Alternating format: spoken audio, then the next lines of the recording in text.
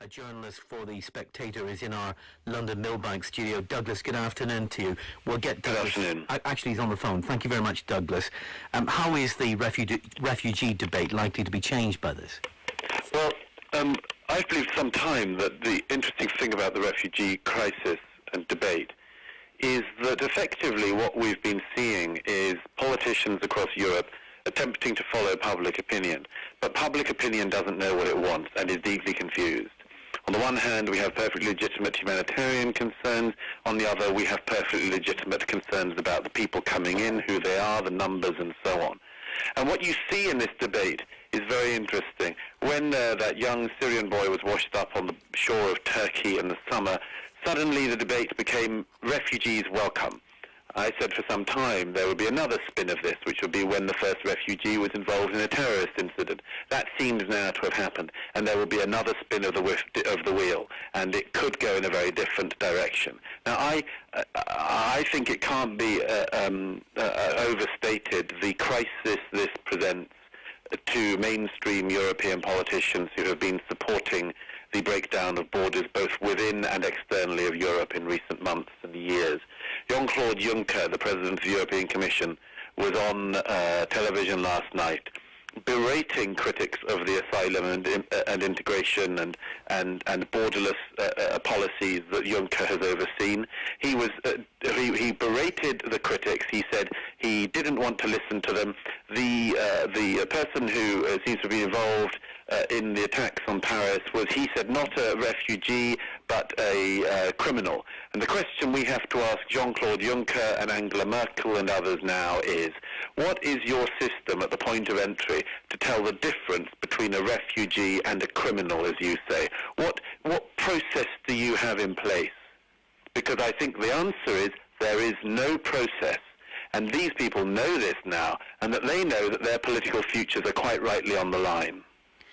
Is it possible, Douglas, that challenging the borderless, the open Europe policy and moving to a kind of lockdown Europe could be seen as precisely what these murderers were hoping would be the response? Well, first of all, let's say that were the case. That would mean that the only response to a security problem which has come about because of something is to keep on doing the thing that has brought the security problem to come about. I mean, you'd end up in a vicious circle there, wouldn't you? You would have to keep doing a policy that was bad because somebody had taken advantage of it. I actually think that this is not the case, that that ISIS and other Islamist groups like them do not have a very developed policy of what they want European asylum to be, or anything like that. A lot of people, after barbarian acts like this, put into the mouths of the terrorists things that the terrorists never asked for. I mean, give them motives that they never expressed. The terrorists have expressed no particular views on immigration policies within the EU. There are some people this morning saying, you know, that ISIS are hoping that Marine Le Pen will become French leader and that we mustn't play their game. No, ISIS have expressed no view about internal French politics. And this is simply people who want a particular narrative to be sustained and are using the terrorists as their megaphone, something I think we're all, or should be all aware of. She says. Patrick Corrigan from Amnesty International joins us now. Hi, Patrick. Good afternoon to you. And you've been a staunch defender of a more open and welcoming approach to the refugee crisis within Europe. Has this, in fact, this weekend changed your mind in any way? No. I mean, I think that we have to face up. Europe has to face up to two urgent challenges. One is the long-standing threat of terrorism, which long preceded the recent refugee crisis.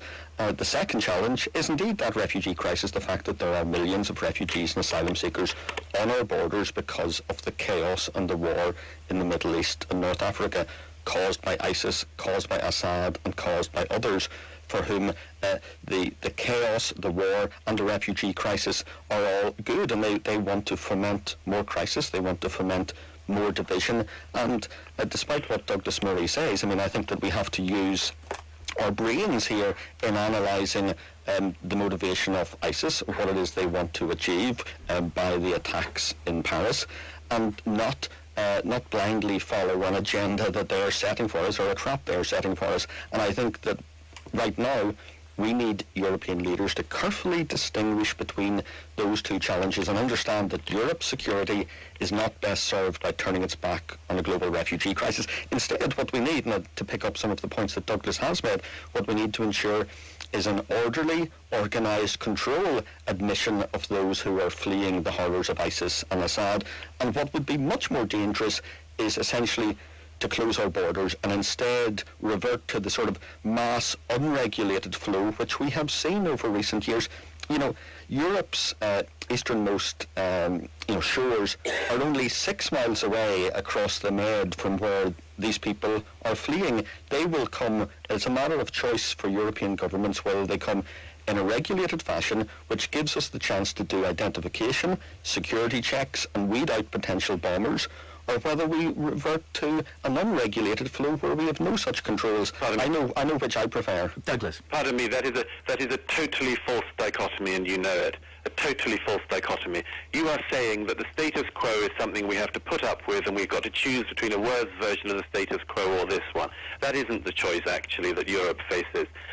There are two primary problems in this. The first is the flow into Europe from outside of Europe, and the second is the so-called free movement of peoples within Europe.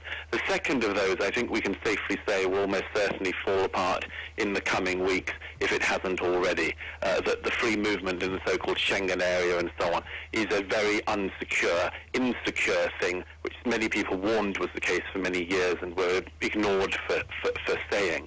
But the second, which is the movement into Europe, is not something that is a fait accompli. It is not something that Europe has to put up with. It is not something, what's more, that is entirely a Syrian problem. Amnesty International, I'm sure, knows this, but it doesn't say it enough, that a lot of the people coming in fact, the majority of people coming into Europe are not Syrian refugees. They are not people fleeing the Syrian conflict. There is a component, obviously, of people who are fleeing the Syrian conflict. But that is not actually the primary mover of peoples at the moment. Another point that is important to make, which is this. I return to the fact, neither Amnesty nor the European Commission or any of the other people who believe that we should take in all the people who are coming here and are advocating for this, have any system to, in your own words, weed out who is the terrorist and who is not. What would be your way of doing this? What would be your way of doing this with all those people who destroy their papers before they even get to the point of entry? What is your way of doing this, of telling who even from the people who came from Syria, have come and have a particular set of ideas and those who didn't? Have you got a quiz?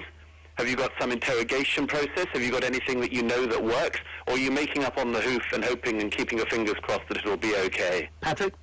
Well, no, I think that it's perfectly legitimate for governments to have border controls and to deploy various security processes, identification processes, to identify who can be admitted and who cannot. And I think that You didn't say that, sorry. No, you didn't say that. You said we either have to put up with a mass migration happening or an unregulated version of the same. That's what you said. I'm saying if we do not put in place a safe and controlled channels for people fleeing for their lives to come to safety in our countries, they will come anyway. And I think it is better if we have a controlled process where we can actually... So you are saying it's a fait accompli? No, you clearly are. You just said they'll come anyway. You think it'll happen anyway. There's nothing much we can do. We've just got to regulate it. People are coming anyway.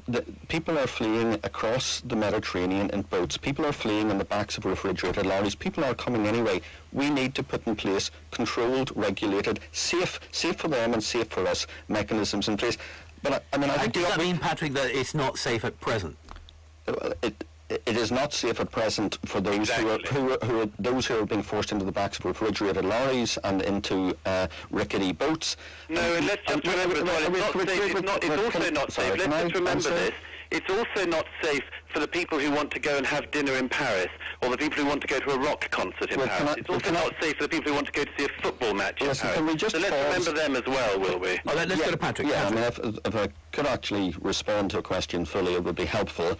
There needs to be a resolute response to terrorism.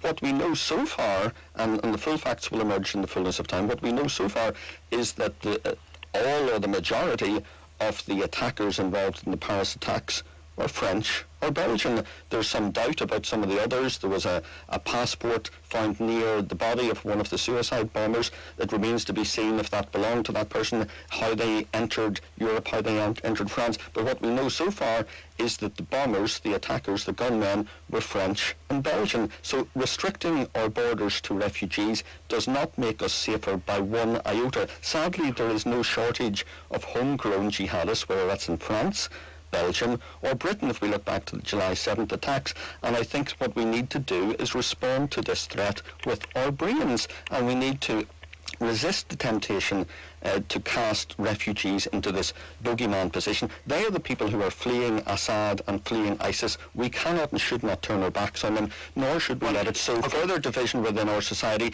against refugees or against... Michael, thank you very much. Terrorism is terrorism, Douglas Murray, or is this different? Is this a different kind of terrorism? Well, a couple of things, if I may. Firstly, you're quite right to pick up that call on the idea that people are undereducated. In actual fact, my think tank I'm involved with has done a survey of every single person in the UK and US who's been convicted of terrorist-related offences in recent years, and actually they're disproportionately well-educated, they're disproportionately university-educated, they're disproportionately well-off, they're disproportionately etc., etc. And they understand ideology. And they understand ideology at a time when we no longer do. It is true that the tactics are not new, but there is a lot that is very new about this. If I may, the IRA was a despicable terrorist group that killed hundreds and hundreds of people in cold blood. But the IRA's aims were understandable. I don't think they were legitimate, but you could understand what they were asking, and the fact that we could not give it to them, but you could understand what they were asking. There is no way that anything that ISIS or Al-Qaeda or any of the other, let's not get hung up on only on ISIS, any of the other Islamist groups want that we could possibly give them. This is not about giving back a piece of territory. This is not about anything. It is a desire to submit the entire world to Islamic law. It is obviously not possible to give anything to them. The problem we have on the security level is these are also, unlike the IRA, people who are routinely willing and indeed eager to die in the course of their operation. And it is very hard on a security level to stop every single time people who are willing to die and indeed want to die in pursuit of the operation. Which brings me finally, if I may, back to this question of the immigration crisis. Because let's remember another fact, which is that one of the things we already know is that it seems very clear that this attack on Paris was planned from Raqqa, was planned from inside Syria. Now, once again, and we have examples of this. We had the example earlier this year of one of the people involved in ISIS in the attack in Tunisia and on the beach that massacred 30 of our fellow country people. One of the people involved in that made his way to the south of Italy in a boat. I come back to this point. The amnesties and the open borders people and the nothing can be done because you've all got to accept the mass migration of people and the entire third world moving into Europe. Those people have to answer as to why it should be the case that a civil war that is undoubtedly happening across the Islamic world should now be happening inside Europe. It is happening in part, not entirely, but in part because of an absolutely insane immigration policy pursued by the European Commission and by many European governments for years. And it is shameful, and if those people don't rethink that now, I wonder what will make them have to rethink it. 03030 80 55 55. We're going to be moving from this refugee question, incidentally, to another big question now on the table. What should we do? What should Britain do? What should the West do? Military... You didn't frankly have the balls to put country before party.